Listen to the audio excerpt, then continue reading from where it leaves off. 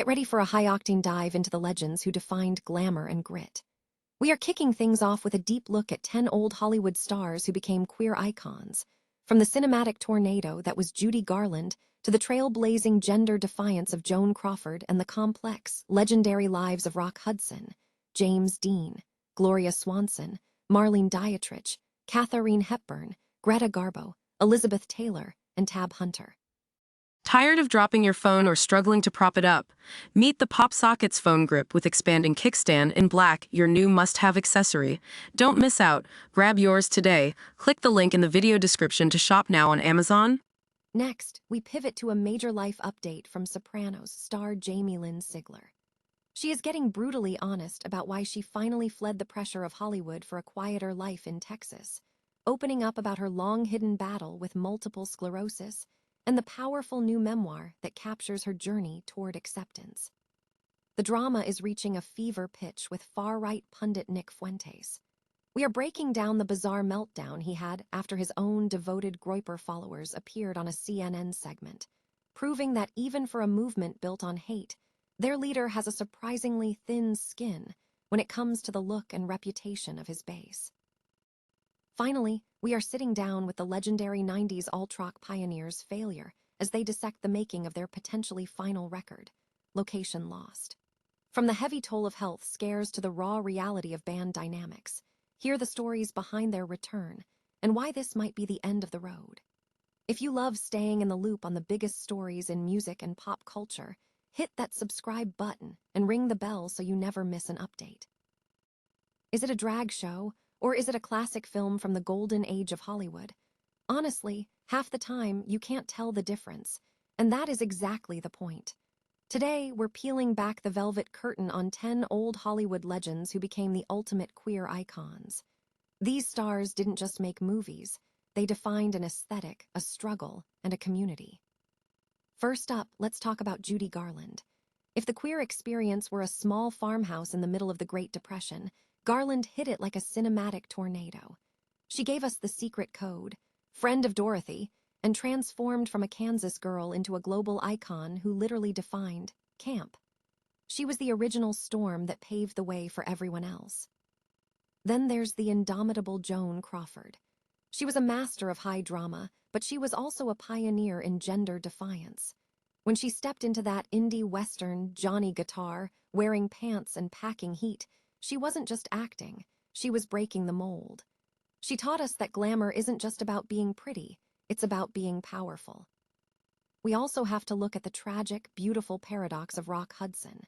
He lived as a secret, trapped behind the leading man mask, until his 1984 AIDS diagnosis forced the truth into the light. He became a symbol not just of the tragedy of his era, but of the bravery required to survive it.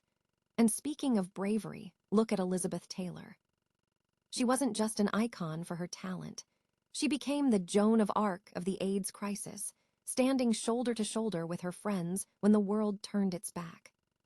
From the androgynous, tuxedo-clad swagger of Marlene Dietrich, who was literally kissing women on screen back in 1930, to the brooding, rebellious energy of James Dean, these figures provided a mirror for queer folks to finally see themselves. Whether it was Katharine Hepburn rocking menswear when it was considered a scandal, or Greta Garbo living as a bachelor in private, these stars pushed against the rigid walls of gender long before society told them to.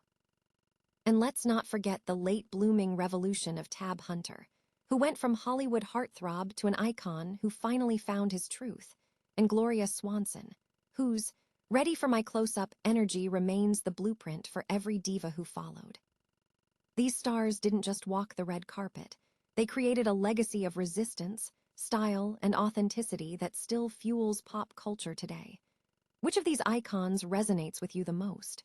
Drop a comment below, and don't forget to hit that subscribe button for more deep dives into the history that matters. After all, the most glamorous thing you can ever do is just be yourself. Ever wonder what happens when the glitz and glamour of Hollywood starts to feel more like a cage than a career? For the Sopranos star Jamie-Lynn Sigler, the answer was simple. She packed her bags and headed for Texas.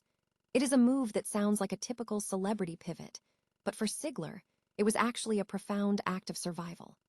In a recent interview, The actress opened up about why she, her husband, and their 2 boys left Los Angeles for Austin back in 2021. The reality is both heartbreaking and empowering. You see, Sigler has been quietly battling multiple sclerosis since she was just 20 years old, keeping it a secret for over a decade while she navigated the high-pressure world of Hollywood. She confessed that living under that constant spotlight made her feel like she was suffocating, trapped in a cycle of secrecy where she didn't even know her own authentic self. But in Austin, she says things changed. She finally felt free enough to use a cane when she needed to, without the fear of being judged or watched by the industry machine. She could finally just be Bo and Jack's mom at the baseball field. It is a powerful reminder that sometimes, to find your true self, you have to disconnect from the noise. Her journey hasn't been easy, including a scary health crisis just last year, but she has found a lifeline in an unlikely place. A deep friendship with fellow actress and MS warrior, Christina Applegate. Their podcast, Me SSY, started as a way for 2 women to support each other through the chaos of chronic illness, and it has blossomed into something that helped Sigler find the courage to write her upcoming memoir. And so it is. It is not just a book about being a child star or a mom. It is a testament to the power of acceptance. If you are inspired by Jamie-Lynn's journey of choosing peace over performance, let me know in the comments below. And hey, if you found this story moving, hit that like button and subscribe for more deep dives into the lives of the stars you love. Remember, sometimes the bravest thing you can do is leave the stage and finally start living for yourself. Have you ever seen a cult leader turn on his own disciples because they just weren't aesthetic enough? Well, strap in, because white nationalist Nick Fuentes just gave us a masterclass in how to alienate your base while simultaneously exposing how shallow the entire Groyper movement really is. It all started when 2 of his most devoted followers, young men who literally wear shirts with his face on them, decided to sit down for an interview with CNN's Donny O'Sullivan. They probably thought they were going to be heroes of the movement, mogging the reporter on national television. Instead, they ended up becoming the punchline of a very pathetic joke. When the stills from that shoot hit the internet, the online mob didn't see brave political soldiers. They saw guys who, in the eyes of their own leader, were just too pudgy and nerdy to represent the brand.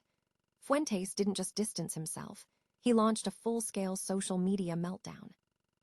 He went after their BMI, mocked their clothing, and threw an absolute temper tantrum, even going so far as to post memes about wanting to die because his followers dared to look like, well, average people. It is a stunning display of hypocrisy. These young men dedicated their online lives to echoing his rhetoric, only to be cast aside the moment they became a PR liability for his personal brand. It really begs the question, how long can a movement survive when its leader holds his own people in such open contempt? It's a vicious, thin-skinned cycle of toxicity that shows exactly who Fuentes is when the cameras are off and his ego is bruised. What do you think about this fallout? Does this prove that extremism is always destined to eat itself? Drop your thoughts in the comments below, hit that like button, and subscribe for more deep dives into the weirdest corners of the internet. Back in 1996, the world of alt-rock was forever changed by the haunting, cinematic brilliance of Failure's Fantastic Planet. But for a band that seemed to touch the divine, their sudden disappearance just a year later left an entire generation of fans hanging on a cliffhanger that would last for nearly 2 decades. Today, the story of this genre-bending trio is one of the most compelling narratives in modern rock. After their 2013 reunion, Ken Andrews, Greg Edwards, and Kelly I. Scott didn't just play a victory lap. They embarked on a second act more prolific than their original run. Now, with the release of their 7th studio album, Location Lost, Failure is facing the ultimate question. Are they cementing a legacy, or is this the final chapter? The making of this new record was far from easy. Between Ken Andrews' grueling recovery from back surgery and Greg Edwards feeling his own creative compass spinning in the wrong direction, the process was fueled by the same brand of internal turmoil that has always defined the band. As Edwards puts it, their best work often comes from that ceaseless, constant, internal struggle. Yet, there is a strange, infectious beauty in that friction. Even with the uncertainty surrounding the band's future, the music on Location Lost, especially the hypnotic, The Rising Skyline, featuring Hayley Williams, proves they aren't just coasting on nostalgia. They are still building sonic worlds that feel alien yet intimate, resisting the urge to settle into a safe, comfortable pattern. It's a bizarre reality that in an era dominated by streaming algorithms, one of their deepest cuts, Another Space Song, has quietly eclipsed their 90s radio hits in popularity. It's a testament to the fact that, despite the loss of the old monoculture gatekeepers, the cream still rises to the top. Whether this album serves as a definitive end or a bridge to yet another evolution, one thing remains clear. Failure has successfully dismantled the what could have been myth. They didn't just survive their own legend, they redefined it. So, is this the end of the line for one of alt-rock's most influential pioneers, or just the latest mutation in their ever-changing orbit? I want to hear what you think. Is it better to go out on a high note, or should they keep the machine running as long as the chemistry holds? Drop your thoughts in the comments below, and don't forget to check out Location Lost on April 24th. Stay tuned for more, and keep digging for the music that changes you.